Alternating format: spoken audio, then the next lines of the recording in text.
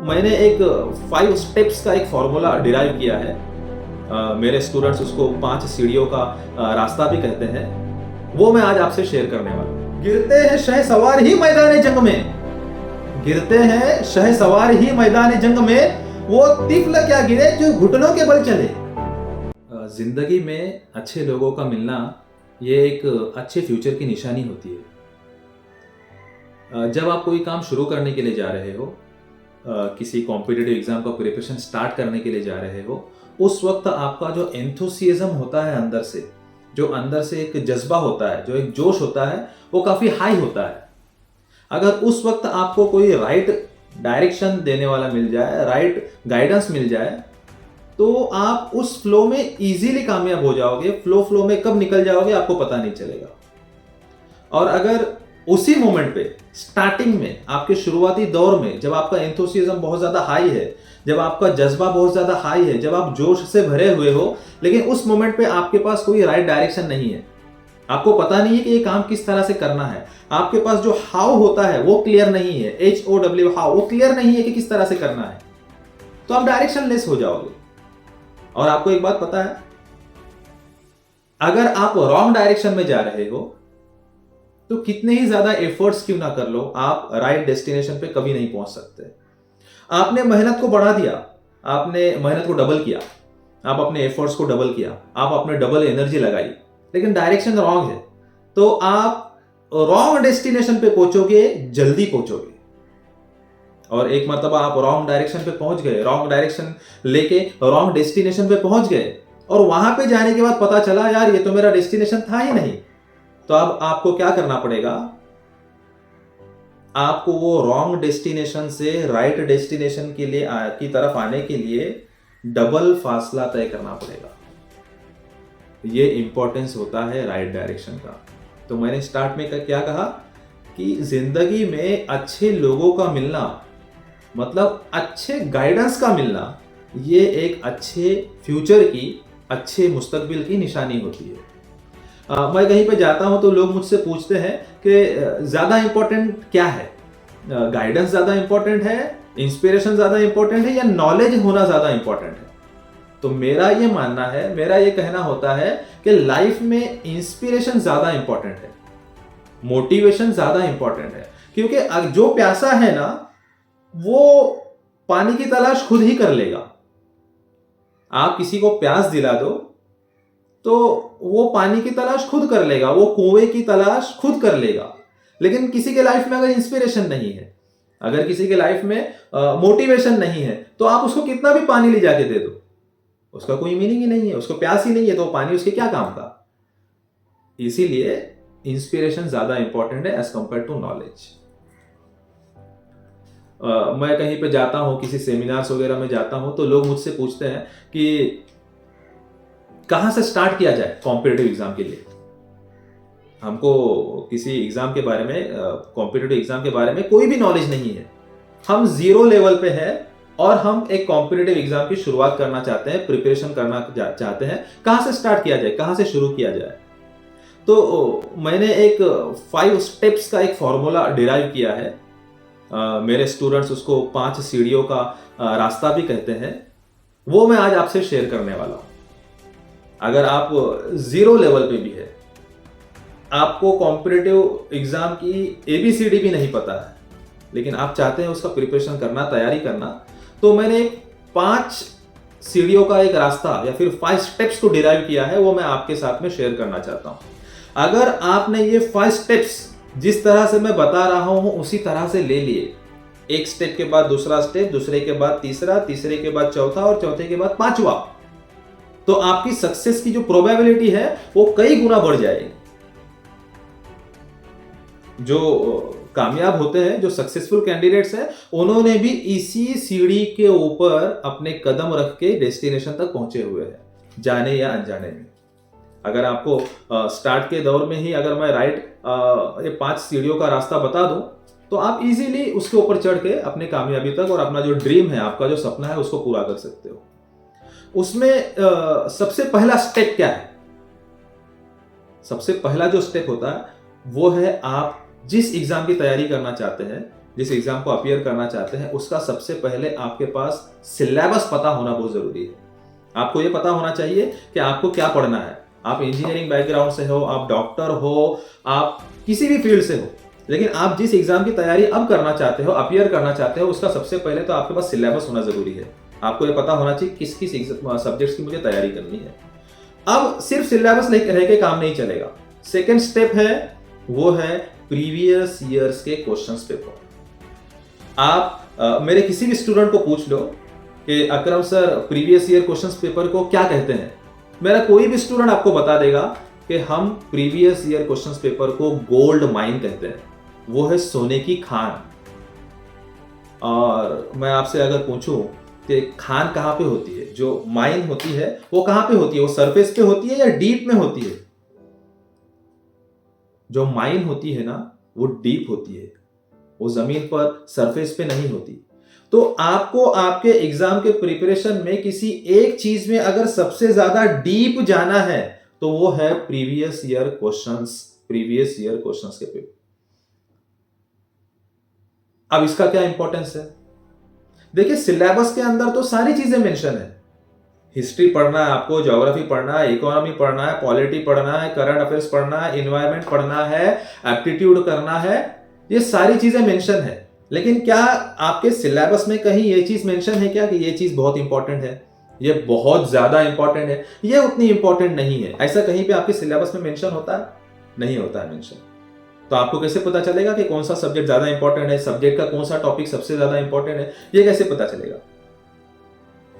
ये आपको पता चलेगा प्रीवियस ईयर क्वेश्चन पेपर से। आप जब प्रीवियस ईयर क्वेश्चन पेपर को जब एनालिसिस करोगे अच्छे से, तो आपको यह पता चलेगा कि सब्जेक्ट में कोई एक आधा पर्टिकुलर एक टॉपिक है जिसके बारे में एग्जाम में कभी क्वेश्चन ही नहीं आया है, और आपको एक आधा टॉपिक ऐसा दिखेगा कि जिसके ऊपर जो बॉडी है, एग्जाम लेने वाली जो बॉडी है, एमपीएससी हो जाए, चाहे यूपीएससी हो जाए, चाहे एसएससी हो जाए, चाहे रेलवे हो जाए, चाहे बैंकिंग हो जाए, जो एग्जाम कंडक्ट करने वाली जो बॉडी है, वो एक पर्टिकुलर टॉपिक पे बार बार क्वेश्चंस पूछ रही है।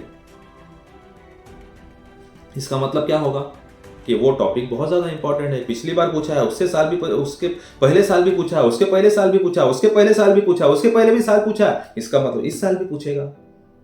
तो आपको पता चलता है क्वेश्चन पेपर का एनालिसिस करने से कि what is important and what is not important. आप सचिन तेंदुलकर को पहचानते हैं? सचिन तेंदुलकर साहब जो है, उनके पास एक खास सलाहियत जो है, वो उनके साथ में जिन्होंने क्रिकेट खेला हुआ है, उनका ये कहना है कि सचिन तेंदुलकर जब हम लोग एक्सचेंज करते थे, जब हम लोग स्ट्राइक पे आते थे और सचिन तेंदुलकर साहब नॉन स्ट्राइक पे होते थे, तो वो हमको आके कहते थे कि अगला बॉल यॉर्कर आएगा, अगला बॉल बाउंसर आएगा, और वैसा ही आता था बॉल। अगर सचिन तेंदुलकर ने कहा है कि नेक्स्ट बॉल यॉर्कर आएगा, तो सामने वाला बॉलर ने यॉर्कर ही डालना है। सचिन तेंदुलकर के पास कोई जादू थी क्या? नहीं।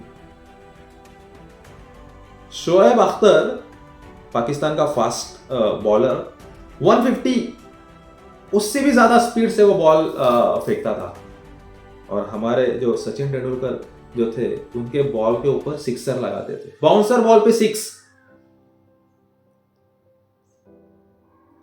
नॉर्मली जो फास्ट गेंदबाज होते हैं, तो बैटर जो होता है, बैट्समैन, वो उसको डर के थोड़ा सा एक बैकफुट पे चला जाता है, लेकिन सचिन तेंदुलकर को जब आप देखोगे तो वो आगे चल के उनके बॉल को खेला करते थे। ये कॉन्फिडेंस कहां से आता था उनके पास? आपको पता है कहां से आता था? ये है जो शोएब अख्तर, इन्होंने इससे पहले साउथ अफ्रीका के साथ में कोई मैच खेली होगी, इंग्लैंड के साथ में कभी कोई मैच खेली होगी। उस वक्त अगर उनके एक बॉल के ऊपर अगर कोई बाउंड्री लगती है, कोई छक्का मारता है, कोई चौका मारता है, तो उस वक्त उनका माइंडसेट कैसा होता है? शोएब अख्तर को अगर कोई एक बॉल के ऊपर अगर कोई बाउंड्री लगाता है, तो उसकी मनस्थिति कैसी होती है, उनका माइंडसेट कैसा होता है, वो नेक्स्ट बॉल कैसा डालता है? अगर उनको किसी बॉल के ऊपर विकेट मिलता है तो फिर वो नेक्स्ट बॉल कैसा डालता है, ये सारी चीज का ये पूरा जो माइंड है ना बॉलर का, ये उन्होंने रीड कर लिया था। और ये सिर्फ एक बॉलर के लिए नहीं, जितने भी बॉलर्स थे उनका जो माइंड सेट है, उनका जो माइंड है, उसको वो रीड करते थे बाय एनालाइजिंग उनका पिछला रिकॉर्ड। उन्होंने पिछले मैच में किस तरह से बॉलिंग की है उसको देखते। तो इसका मतलब क्या होता है कि आप जब पास्ट को अच्छे से एनालिसिस करते हो, उसको अच्छे से एनालाइज करते हो, तो आप फ्यूचर को प्रेडिक्ट कर सकते हो। हमको प्रीवियस ईयर क्वेश्चन पेपर का एनालिसिस क्यों करना है? सो दैट हम अगला जो पेपर आने वाला है उसको प्रेडिक्ट कर सके। मैं पढ़ाता हूं बच्चों को, अभी लेटेस्ट में एक एग्जाम हुआ है, उसके रिगार्डिंग मैंने जो टॉपिक्स बताए थे, ये टॉपिक्स के ऊपर क्वेश्चन आएंगे, इस टॉपिक पे क्वेश्चन आएंगे, इस टॉपिक पे क्वेश्चन आएंगे, इस टॉपिक पे क्वेश्चन आएंगे। आपको पता है कॉम्पिटिटिव एग्जाम्स में कोई एक या दो क्वेश्चन भी प्रेडिक्ट नहीं कर सकता। आपको ये जान के हैरत होगी, आप मेरे किसी भी स्टूडेंट्स को पूछ लो कि 70-80% जो क्वेश्चंस आए थे वो मैंने जो टॉपिक्स बताया था उसी पर आए थे। क्या मेरे पास कोई जादू है क्या? सिर्फ एक चीज है कि प्रीवियस ईयर क्वेश्चंस पेपर को अच्छी तरह से एनालिसिस की हुई है। तो आप जब प्रीवियस ईयर क्वेश्चन पेपर को अच्छे से एनालिसिस करते हो तो आप फ्यूचर को प्रेडिक्ट कर सकते हो। आपको ये पता चलेगा कि सिलेबस में जो दिखाए हुए पॉइंट्स है ये तो ठीक है, ये तो है, ये तो पढ़ने हैं, लेकिन उसमें इंपॉर्टेंट क्या है और अनइंपॉर्टेंट क्या है या फिर थोड़ा कम इंपॉर्टेंट क्या है। जब आपको ये बात पता चल जाएगी ना तो आपके एफर्ट्स सीधे सीधे कम हो जाएंगे। आपको उन चीजों के ऊपर ज्यादा ध्यान देना है जो इंपॉर्टेंट है। अच्छा, हम लोग जब स्कूल में थे 7th-8th स्टैंडर्ड में शायद हम एक एक्सपेरिमेंट करते थे, जो मैग्नीफाइंग ग्लास के साथ में एक एक्सपेरिमेंट होता था कि हम लोग एक कागज का टुकड़ा होता है उसको धूप में रखते हैं और उसके ऊपर एक मैग्नीफाइंग ग्लास को लेके आते हैं। थोड़ी देर में क्या होता है, वो कागज का जो टुकड़ा है वो आग पकड़ लेता है, आग लग जाती है। अरे वो कागज का टुकड़ा तो पहले भी धूप में था, उसके ऊपर सूरज की रेस तो पहले भी गिर रही थी, फिर पहले क्यों नहीं जला वो? जब हम लोग मैग्नीफाइंग ग्लास उसके ऊपर लेके आते हैं, छोटा सा कागज जल जाता है। यह है पावर ऑफ फोकस। इतना सा मैग्नीफाइंग ग्लास का टुकड़ा अगर उसके ऊपर इतनी सी जो सन की जो रेज आ रही है, सूरज की जो रेज आ रही है, वो एक पॉइंट पे अगर कॉन्सेंट्रेट करता है तो आग लग जाती है। कागज के टुकड़े को आग लग जाती है। वो कागज का टुकड़ा पहले भी था, सूरज की शुआएं, सूरज की रेस पहले भी उसके ऊपर गिर रही थी, लेकिन आग नहीं लगी। आग कब लगी?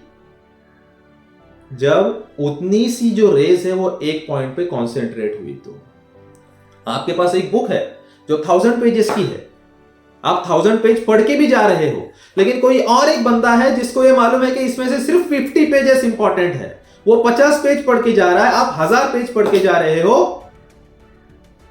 पास होने की गारंटी किसकी है ज्यादा? सक्सेस की प्रोबेबिलिटी ज्यादा किसकी होगी? आपने 1000 पेजेस पढ़े, उसने 50 पेज पढ़े हैं। 50 पेजेस जिसने पढ़े हैं ना, उसकी सक्सेस की प्रोबेबिलिटी ज्यादा दिखेगी आप। क्यों? क्योंकि उसने 50 पेजेस को कितने बार रिवाइज किया होगा, उसको मालूम है यही इंपॉर्टेंट है, इसी में से क्वेश्चंस आने वाले हैं। आप 1000 पेज पढ़ के जा रहे हो, ठीक है, आपने 1000 पेजेस को इक्वल इंपॉर्टेंस से पढ़ा है, इक्वल फोकस से पढ़ा है। उसने 50 पेजेस को स्पेशल अटेंशन देके, स्पेशल फोकस करके उसके ऊपर मैग्नीफाइंग ग्लास रख के पढ़ा है। आग कहां पे लगेगी? आग वहां पे लगेगी, आग यहां पे नहीं लगने वाली है। तो ये आपके जो एफर्ट्स बचाने का काम है या फिर फोकस देने वाला जो काम है, ये करता है प्रीवियस ईयर क्वेश्चंस पेपर का analysis. Previous year questions paper के जो प्रीवियस ईयर क्वेश्चन पेपर का जो एनालिसिस है या फिर प्रीवियस ईयर के जो क्वेश्चंस है, उसको ऐसे ही हम गोल्ड माइन नहीं कहते। वो सच में वहां पे सोना है, सच में वहां पे गोल्ड है। डिपेंड करता है आप कितना खोदते हो, कितना डीप जाते हो। तो मैंने पहला स्टेप बताया कि आपके पास सिलेबस होना चाहिए किसी जिस एग्जाम की आप तैयारी कर रहे हो उसका।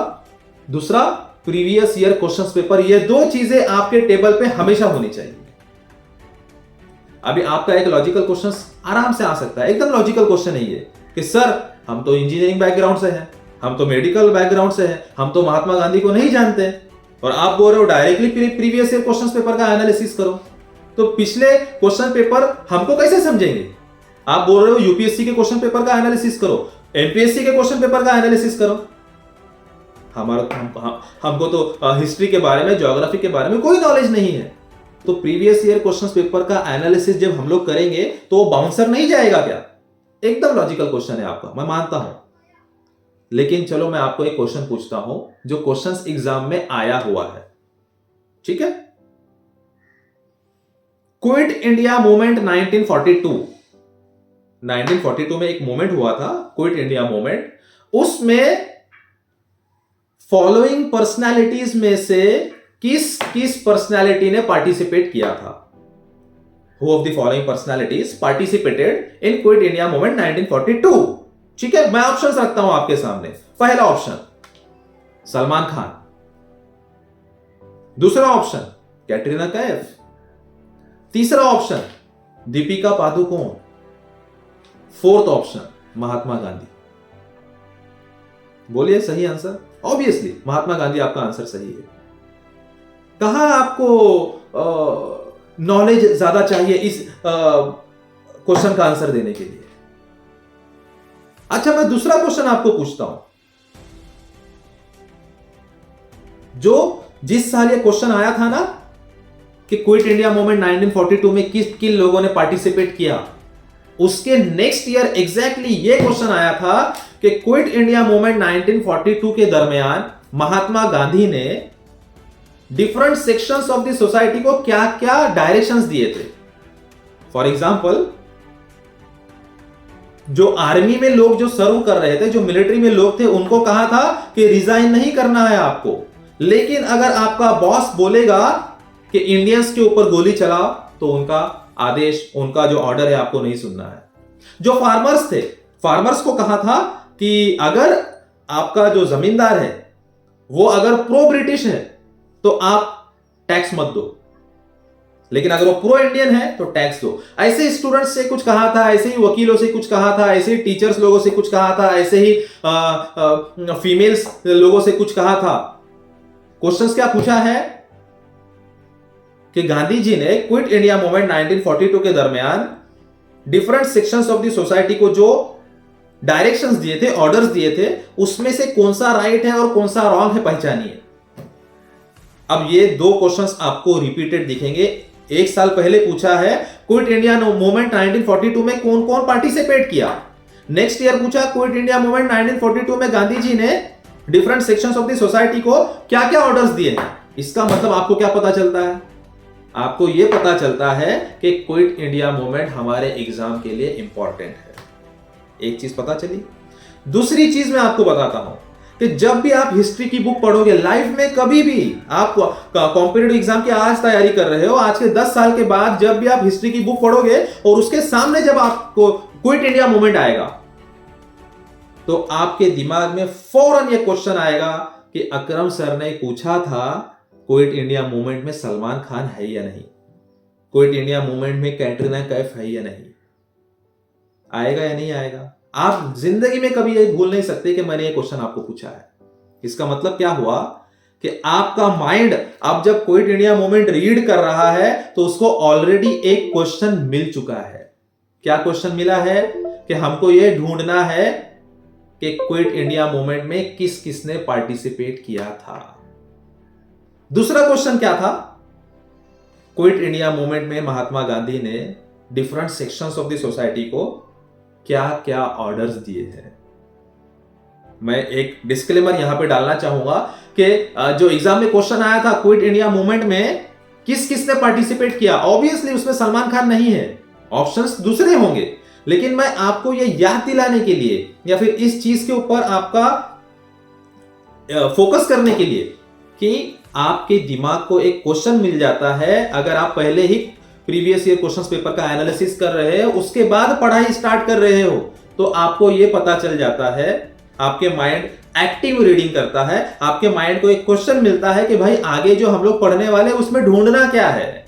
दूसरी चीज मैं आपको बताता हूं, प्रीवियस ईयर क्वेश्चंस पेपर का एनालिसिस अगर आप बाद में करोगे, पहले पढ़ोगे और बाद में प्रीवियस ईयर क्वेश्चन पेपर का एनालिसिस करोगे, तो आपने इससे पहले जो टॉपिक पढ़ा क्विट इंडिया मूवमेंट से पहले जो टॉपिक होगा उस टॉपिक को भी आप इक्वल इंपॉर्टेंट दोगे, क्विट इंडिया मूवमेंट को भी इक्वल इंपॉर्टेंट दोगे। जबकि ऐसा हो सकता है कि क्विट इंडिया मूवमेंट से पहले वाला जो टॉपिक है उसके ऊपर कभी क्वेश्चन ही ना आया हो, क्विट इंडिया मूवमेंट के ऊपर क्वेश्चन आया है, ज्यादा बार आया है, तो क्विट इंडिया मूवमेंट आपके लिए ज्यादा इंपॉर्टेंट हो गया। ये चीज आपको तब पता चलेगी जब आप प्रीवियस ईयर क्वेश्चन पेपर का एनालिसिस पहले करते हो और बाद में आप आपकी स्टडी स्टार्ट करते हो। दूसरी चीज मैं आपको यह बताना चाहता हूं कि प्रीवियस ईयर क्वेश्चन पेपर का एनालिसिस जब आप करते हो और बाद में जब आप सब्जेक्ट का स्टडी स्टार्ट करते हो, आपके दिमाग में एक क्वेश्चन था कि सर हमको तो सब्जेक्ट के बारे में कुछ भी नहीं पता, हम लोग जब क्वेश्चन पेपर देखेंगे पिछले साल के यूपीएससी के या फिर एमपीएससी के या फिर एसएससी के या फिर रेलवेज के, हमको समझेंगे कैसे? वो तो बाउंसर चले जाएंगे। अब मैंने आपके सामने दो क्वेश्चंस रखे थे, मैं आपसे और एक क्वेश्चन पूछना चाहता हूं कि जो मैंने क्वेश्चंस पूछे आपसे, क्विट इंडिया मूवमेंट में किस किसने पार्टिसिपेट किया, या फिर क्विट इंडिया मूवमेंट में महात्मा गांधी ने different sections of the society को क्या क्या ऑर्डर्स दिए थे, क्या क्या डायरेक्शंस दिए थे। ये क्वेश्चन जो है दो, ये हिस्ट्री के हैं या साइंस के हैं या ज्योग्राफी के हैं, मुझे बताइए। आप बोलोगे कि सर ये तो क्वेश्चंस हिस्ट्री के हैं। अब नेक्स्ट क्वेश्चन पूछता हूं, मुझे बताइए ये एंशिएंट हिस्ट्री है, मेडिवल हिस्ट्री है या फिर मॉडर्न हिस्ट्री है? आप बोलोगे सर ये मॉडर्न हिस्ट्री है। एंशिएंट हिस्ट्री में तो वो हड़प्पा वगैरह वो सब आएगा, ये तो मॉडर्न हिस्ट्री है। बस इतना आपको पता है ना कि ये क्वेश्चन हिस्ट्री का है या ज्योग्राफी का है या साइंस का है, इतना आपको पता है ना कि ये एंशिएंट इंडिया का है या मॉडर्न इंडिया का है, बस हो गया। आप यहां से क्वेश्चन पेपर का एनालिसिस आराम से कर सकते हो। जैसे जैसे आपकी लेवल बढ़ेगी स्टडी की, वैसे वैसे आपका क्वेश्चन पेपर का एनालिसिस करने का जो लेवल है वो बढ़ेगा। लेकिन सबसे पहले आप प्रीवियस ईयर क्वेश्चन पेपर का एनालिसिस करना है स्टडी स्टार्ट होने से पहले, उससे आपके एफर्ट्स बच जाएंगे। अब उसके बाद क्या करना है सर? दो स्टेप तो आपने बता दिए, syllabus, second step previous year questions paper का एनालिसिस, थर्ड ये है कि उसकी कुछ बेसिक बुक्स होते हैं। बेसिक बुक्स मींस अगर आप किसी स्टेट सर्विस का एग्जाम दे रहे हो तो वो स्टेट के बेसिक बुक्स 8, 9, 10, 5th, 6th के 11, 12 तक आप देख सकते हो। रिलेवेंट बुक्स, जरूरी नहीं है कि आप 6 to 12 सारे बुक्स पढ़ो, बेसिक बुक्स पढ़ने। आप अगर एमपीएससी का एग्जाम दे रहे हो तो महाराष्ट्र के जो 6 to 12 के जो बुक्स है उसमें से जो इंपॉर्टेंट बुक्स है वो बुक्स पढ़ने हैं, नॉट ऑल। फोर्थ स्टेप क्या है सर? फोर्थ स्टेप है आपको हर एक सब्जेक्ट के लिए एक एक रेफरेंस बुक्स पढ़नी है, एक रेफरेंस बुक। बच्चे यहां पे भी गलती करते हैं, एस्पिरेंट्स यहां पे गलती करते हैं। उनको ऐसा लगता है ना कि यार हम लोग बहुत बड़ा एग्जाम देने के लिए जा रहे हैं तो हमको बहुत ज्यादा बुक्स पढ़ने पड़ेंगे। आपको एक सब्जेक्ट के लिए सिर्फ एक रेफरेंस बुक को पढ़ना है, उससे ज्यादा नहीं पढ़ना। आप एक बुक को 20 बार पढ़ो चलेगा, मतलब पढ़ना ही है। 10 बार पढ़ो, पढ़ना ही है, लेकिन 10 बुक्स को नहीं पढ़ना। अब ऑब्वियसली एक क्वेश्चन आएगा आपके दिमाग में कि एक ही बुक में सर 100% सिलेबस कवर होता है क्या? नो, नहीं होता। लेकिन हमको ऐसी बुक सिलेक्ट करनी है, चूज करनी है जिसमें ऑलमोस्ट 80% क्वेश्चंस, 80% जो सिलेबस है वो कवर हो जाए। फिर 20% का क्या सर छोड़ देना है? नो नो नो, छोड़ना कुछ नहीं है। आपको सिर्फ वो 20% सिलेबस जो छूटा है, जो आपके बेसिक जो बेस बुक है उसमें कवर नहीं हुआ है, सिर्फ उतने परसेंट सिलेबस के लिए आप कोई और बुक देख सकते हो, या फिर उसको आप गूगल पे सर्च कीजिए, विकिपीडिया पे सर्च कीजिए, कोई पीडीएफ मिलता है वहां से कवर कीजिए। लेकिन अगर आप 20% के लिए कोई और बुक अगर देख रहे हो तो उसमें से सिर्फ और सिर्फ उतना ही पार्ट करना है जितना पहले बुक में से छूटा है। आप जो टॉपिक फर्स्ट बुक में रीड किए हैं वो फिर से यहां पे करोगे तो डुप्लीकेशन ऑफ एफर्ट्स हो जाएंगे, आपके एफर्ट्स डबल टिबल हो जाएंगे। ये काम आपको नहीं करना है। आपको एक सब्जेक्ट के लिए सिर्फ एक रेफरेंस बुक पढ़ना है। आपने सिलेबस देखा, आपने प्रीवियस ईयर क्वेश्चन पेपर का एनालिसिस अच्छे से कर दिया, उसके बाद आपको पता चला ये इंपॉर्टेंट है, ये इंपॉर्टेंट नहीं है। उसके बाद आपने उसके कुछ बेसिक बुक्स पढ़ लिए, उसके बाद आपने उस सब्जेक्ट का रेफरेंस बुक पढ़ लिया। अब आपकी स्टडी खत्म, स्टडी कंप्लीट हो गई। सर आपने तो 5 स्टेप्स बताए थे, ये तो 4 स्टेप हुए हैं। यस, अभी आपको ये चेक करना है कि आप कितने पानी में हो। पढ़ाई तो कंप्लीट हो गई है, प्रीवियस ईयर क्वेश्चन पेपर भी हो गए सर, सर 100 बार हो गए, 1000 बार हो गए। अब आपको चेक करना है कि आपकी लेवल क्या है। ये कैसे करोगे? अगर आप कोई ऐसा कॉम्पिटिटिव एग्जाम दे रहे हो जिसमें ऑब्जेक्टिव क्वेश्चंस आने वाले हैं, तो आपको ऑब्जेक्टिव क्वेश्चंस की प्रैक्टिस करनी है, ज्यादा से ज्यादा मॉक टेस्ट लगाने हैं। अगर आप कोई ऐसा एग्जाम दे रहे हो जिसमें डिस्क्रिप्टिव लिखना है आपको, तो आपको राइटिंग की प्रैक्टिस करनी है। सिर्फ पढ़ाई करके नहीं होने वाला, आपको प्रैक्टिस बहुत जरूरी है। मोहम्मद अली को पहचानते हो आप? Greatest boxer of all the time. Muhammad Ali, एक मर्तबा उनकी एक मैच होती है, रिंग में जाते हैं, सिर्फ एक पंच देते हैं और सामने वाला गिर जाता है। इनको मालूम है भाई पंच ही ऐसा दिया, अब ये उठेगा ही नहीं। बाहर निकलते हैं, मैच जीत जाते हैं।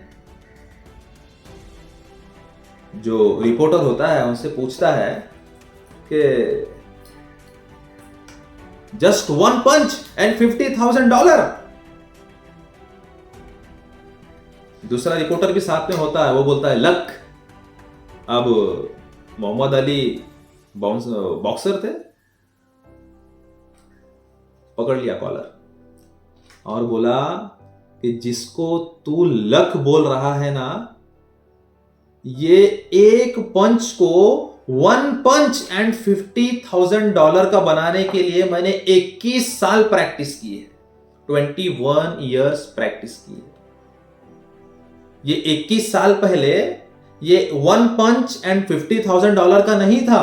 अगर मैं किसी को एक पंच मारूं और वो गिर जाए सामने वाला, ऐसा नहीं था। मैंने 21 साल इसको वन पंच एंड $50,000 का बनाने के लिए प्रैक्टिस की है। 21 साल प्रैक्टिस की है, तब जाके ये वन पंच अगर किसी को मार दो तो सामने वाला उठेगा नहीं, ऐसा बना है ये। और आप उसको लक कह रहे हो, तो ये पावर है प्रैक्टिस की। मोहम्मद अली का ही एक कोट है कि मैच जो है वो रिंग में नहीं जीती जाती, बल्कि जहां पे आप प्रैक्टिस करते हो ना, आपके जिम में जहां पे प्रैक्टिस करते हो ना, वहां पे जीती जाती है। और सुनो, अब मोहम्मद अली की बात निकली ही है तो मैं आपको और एक बात बताता हूं उनका ये कोट है, उनका ये कहना है कि I hate every minute of my training. मेरी जो ट्रेनिंग होती थी ना, उसका एक एक मिनट से मुझे नफरत थी, मुझे पसंद नहीं था, मुझे नहीं अच्छा लगता था। लेकिन फिर मैं अपने आप को कन्विंस करता था, मैं अपने आप को समझाता था कि सफर ना हो, अभी बर्दाश्त कर ले, अभी सफर कर ले and live the rest of your life as a champion. अभी थोड़ा सा बर्दाश्त कर, थोड़ा सा सफर कर, प्रैक्टिस कर, तुझे नफरत है फिर भी कर, और आगे की पूरी जिंदगी जो है ना, एक चैंपियन की तरह जी। Live the rest of your life as a champion. मुझे पता है प्रैक्टिस करने के लिए बोर होगा, मजा नहीं आएगी, नफरत करते हो, लेकिन अगर चैंपियन की तरह जीना चाहते हो ना, तो जितनी ज्यादा प्रैक्टिस करोगे उतना ज्यादा आपका पंच का लेवल बढ़ता जाएगा, और जितना ज्यादा आपके पंच का लेवल बढ़ेगा उतना ज्यादा आप सक्सेस के, कामयाबी के करीब होते जाओगे। 5 स्टेप्स मैंने आपके सामने रख दिए। इसमें बच्चे ज्यादातर गलती कहां करते हैं? वो पहले स्टार्ट करते हैं बुक, रेफरेंस बुक्स। मैं कहीं पे भी जाता हूं ना, या फिर मुझे जो मिलने के लिए बच्चे आते हैं, तो क्या पूछते हैं पता है? सर आपकी बुक लिस्ट बताओ ना। मुझे बताओ वो कौन से स्टेप का सवाल कर रहे हैं? वो 4th स्टेप का सवाल कर रहे हैं, सीधा रेफरेंस बुक्स पूछ रहे हैं। नीचे के 3 स्टेप मिसिंग है। मिलेगी कामयाबी? मैंने स्टार्ट में ही कहा है कि आपको ये जो स्टेप्स है ना, ये एक के बाद एक लेने हैं, कहीं कोई मिस नहीं करना है। फर्स्ट के बाद सेकंड, सेकंड के बाद थर्ड, थर्ड के बाद फोर्थ, फोर्थ के बाद फिफ्थ। आपने पहले ही प्रैक्टिस कर लिए। स्टार्ट। आपके पास कंटेंट ही नहीं है, क्या लिखोगे आप? तो इसीलिए आपको पहला स्टेप, फिर दूसरा स्टेप, फिर तीसरा स्टेप, फिर चौथा स्टेप और फिर 5वां स्टेप लेना है। आपको कोई रोक नहीं सकता कामयाब होने से। अब मैं आपको और 2 चीजें बताता हूं। ये 5 स्टेप्स के साथ ये 2 चीजें आप अपने प्रिपरेशन में लेके आओ। पहला है आपको ना बीच बीच में कंटिन्यूअस रिवीजन करने की आदत डालनी है।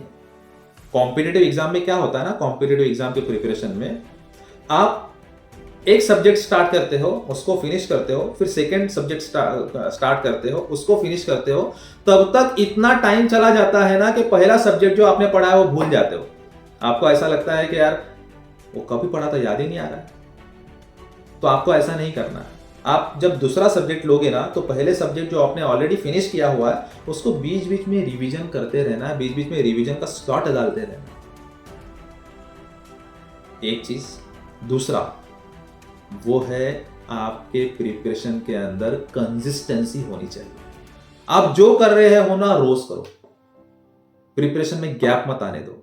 आपको एक बात बताऊं कि मैंने इतने पूरा जो अपना डिस्कशन हुआ उसमें आपको कहीं पे ये भी नहीं बताया कि आपको 4 घंटे पढ़ना है, 8 घंटे पढ़ना है, 12 घंटे पढ़ना है या 24 घंटे पढ़ना है।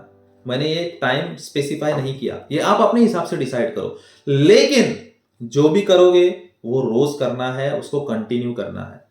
जो कुछ बच्चे होते हैं ना जिनका थोड़ा सा प्रिपरेशन हो जाता है, जो हम लोग जिनको सीनियर एस्पिरेंट्स कहते हैं, वो यहाँ पे ही लैक करते हैं। यहाँ पे इस चीज की कमी उनमें देखी जाती है। एक चीज, वो एक तो रिवीजन नहीं करेंगे या तो फिर वो कंसिस्टेंट नहीं है। किसी एग्जाम का हॉल टिकट आ गया, फॉर्म्स आए, पढ़ाई स्टार्ट। आपको पता है मेरा हमेशा का एक कहना होता है मेरे स्टूडेंट्स को कि जो फ्रॉग होते हैं ना, फ्रॉग, मेंढक, जो बारिश होने के बाद निकलते हैं बाहर, वो कभी कामयाब नहीं होते। हॉल टिकट आ गया, फॉर्म आया, पढ़ाई स्टार्ट, फिर पूरा साल भर आप पढ़ाई नहीं कर रहे हो। No no. कॉम्पिटिटिव एग्जाम में अगर आपको कामयाब होना है, अगर आपको सक्सेसफुल होना है, तो consistency is the key. Consistence रहना है आपको, आपके मेहनत के अंदर, आपके एफर्ट्स के अंदर, तब आपको मेहनत दिखेगी। आप अगर आप ये 5 स्टेप्स ले रहे हो एक के बाद एक, और उसके बाद ये 2 चीजों के ऊपर आपका ध्यान है, आप रिवीजन कंटिन्यू कर रहे हो, आप कंसिस्टेंट हो, तो आपके सक्सेस की जो प्रोबेबिलिटी है ना, ये कई गुना ज्यादा हो जाएगी। और मुझे नहीं लगता कि आप नाकाम होंगे।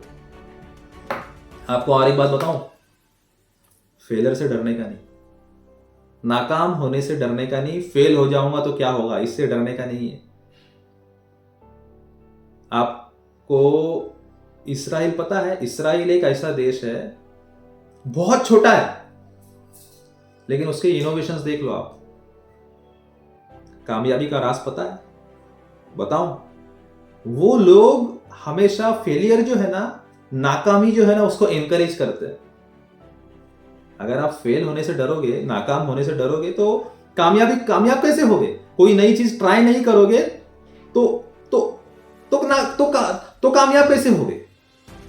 आपको एक शेर सुनाता हूं मैं, मेरा फेवरेट है वो, कि गिरते हैं शहसवार ही मैदान जंग में, गिरते हैं शहसवार ही मैदान जंग में, वो तिफल क्या गिरे जो घुटनों के बल चले। अरे भाई, जंग के मैदान में अगर आप घोड़सवारी कर रहे हो, घोड़े पे बैठे हुए हो, तभी तो गिरने का डर है। जो एक छोटा बच्चा है जो अभी से घुटनों पे चल रहा है, वो क्या गिरेगा? वो तो घुटने पे ही चल रहा है। अगर आप रिस्क नहीं लोगे तो कुछ नहीं होने वाला है। देखिए, इस दुनिया में 3 तरह के लोग होते हैं। एक है जो सिर्फ लेते हैं, they are takers not givers. दूसरे तरह के लोग हैं जो गिव एंड टेक करते हैं, वो सौदा करते हैं, भाई इतना लो इतना दो। और तीसरे तरह के लोग हैं जो देते हैं, ये परवाह नहीं करते कि मुझे क्या मिल रहा है। They are givers not takers. उनको ये पता नहीं है कि मैं जो अच्छा काम कर रहा हूं, उसका बीज मैं जो आज बो रहा हूं, उसका फसल मैं काट पाऊंगा या नहीं काट पाऊंगा। आपको पता है, दुनिया इन्हीं लोगों को याद रखती है। दुनिया इन्हीं लोगों को याद रखती है। ये जो पोस्ट है, ये जो दौलत है, ये जो नाम है, ये शोहरत है, ये टेम्पररी है। आप कल कलेक्टर बन जाओगे ना, आईएएस बन जाओगे, आपके नाम के सामने लिखा हुआ होगा आईएएस। आप जिस ऑफिस में बैठे हो, उस ऑफिस में कल कोई और आके बैठेगा, आपका नाम वहां पे रहेगा। लेकिन आपको याद किस तरह से किया जाएगा कि आपने कंट्रीब्यूट किस तरह से किया है, आपने कितना लोगों के लाइफ में इंपैक्ट क्रिएट किया है। लाखों करोड़ों अरबों कमाने से ज्यादा बेहतर यह है कि लाखों करोड़ों लोगों के दिलों के ऊपर इंपैक्ट किया जाए। मैं आप सब लोगों के लिए दुआ करता हूं कि खुदा आपको जल्द से जल्द जिस चीज़ के लिए भी आप एस्पायर कर रहे हो, जिस चीज़ के लिए भी आपका सपना है, वो जल्दी से जल्दी पूरा करें। अगर नेक्स्ट टॉपिक अगर आप कोई चाहते हैं कि जिसके ऊपर मैंने वीडियो बनाना चाहिए, मेरे लास्ट जो वीडियो था उसके ऊपर एक कमेंट आया हुआ था कि सर इस चैनल के थ्रू आप एमपीएससी यूपीएससी के जो बच्चे हैं, स्टूडेंट्स हैं, एस्पिरेंट है, उनको थोड़ा सा गाइड कीजिए। तो मैंने आज ये वीडियो बनाया है जो बेसिक वीडियो है कि कहां से स्टार्ट किया जाए सो दैट आप इजीली डेस्टिनेशन तक पहुंच सको। अगर आपको लगता है कि किसी और टॉपिक पे मैंने कहना चाहिए तो आप कमेंट बॉक्स में आप कमेंट कर सकते हैं, उसको एड्रेस करने की कोशिश की जाएगी। सब लोग आप लोग अपना ख्याल रखिए, मिलते हैं बहुत जल्द ही नेक्स्ट वीडियो में नेक्स्ट टॉपिक के साथ। Thank you very much.